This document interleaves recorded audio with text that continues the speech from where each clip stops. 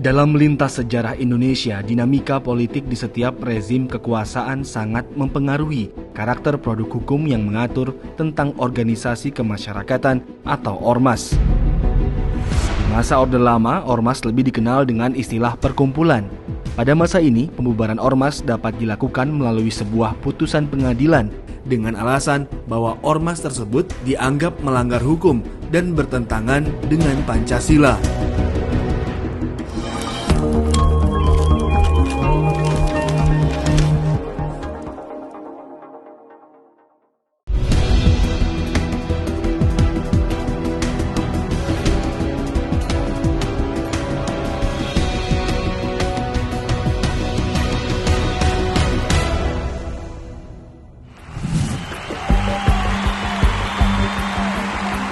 Ketika rezim Orde Baru berkuasa, lahirlah Undang-Undang Ormas Nomor 8 1985. Undang-undang ini tidak bisa dilepaskan dari motif rezim otoritarian Orde Baru untuk melakukan kontrol ketat terhadap ruang gerak masyarakat. Saat itu, pemerintah bisa membubarkan ormas secara langsung tanpa melalui proses peradilan jika ormas tersebut dianggap bertentangan dengan Pancasila atau alasan karet lainnya.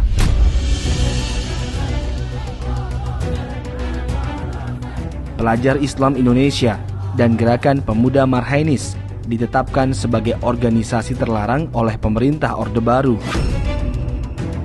Alasan pembubaran kedua organisasi tersebut karena tidak melakukan penyesuaian terhadap asas tunggal Pancasila. Pasca reformasi, asas kebebasan berpendapat dan berpolitik memberi angin segar bagi ormas.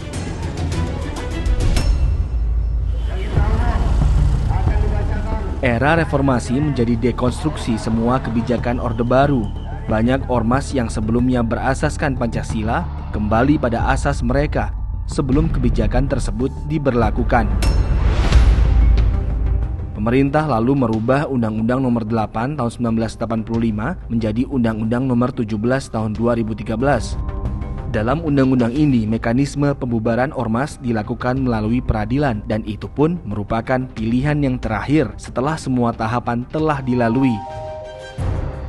Mulai tahapan persuasif, peringatan, penghentian sementara, hingga pembubaran melalui peradilan. 4 tahun kemudian pemerintah mengeluarkan Perpu tentang ormas, yakni Perpu nomor 2 tahun 2017 yang kini telah sah menjadi undang-undang, yaitu Undang-Undang nomor 16 tahun 2017. Berdasarkan Perpu Ormas, pemerintah dapat membubarkan ormas secara langsung dan tanpa melalui proses peradilan. Demokrasi Indonesia itu bergerak mundur. Sebetulnya tanda-tandanya sudah kelihatan dari tahun 2016.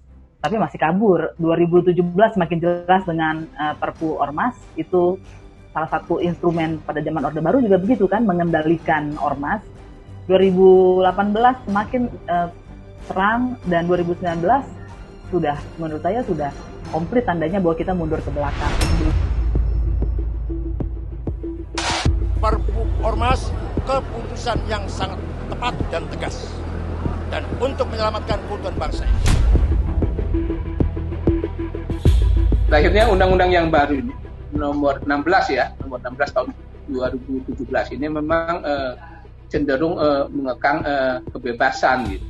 Oleh karena itu saya kira saya katakan bagaimana koridor kebebasan itu tetap terjamin, di sisi lain kehadiran ormas-ormas tersebut tidak mengganggu negara dan melakukan tindakan-tindakan kekerasan yang melawan hukum gitu kan.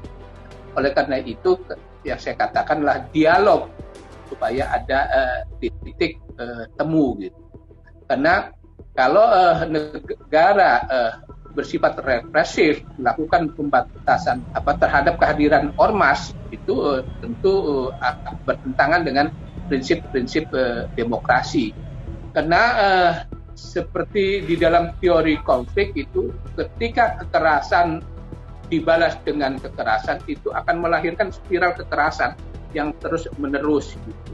Tidak ada habisnya gitu.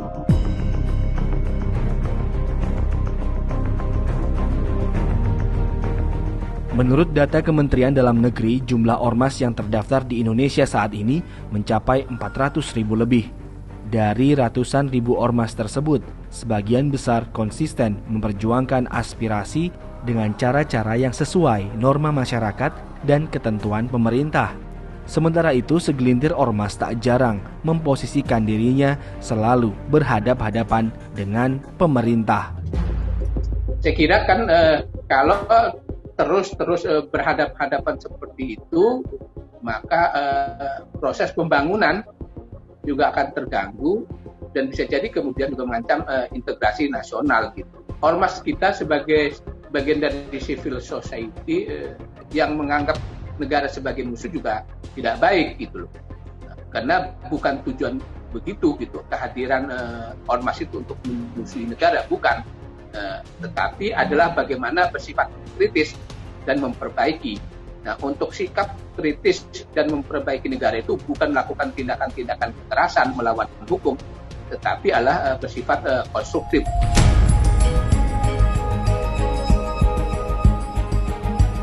Otoritarisme harus dicegah.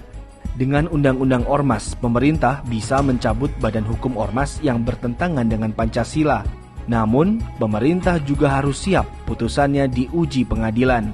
Mekanisme check and balance dan menghormati otoritas pengadilan harus dikedepankan. Itulah langkah mematangkan demokrasi dalam bingkai negara hukum atau nomokrasi.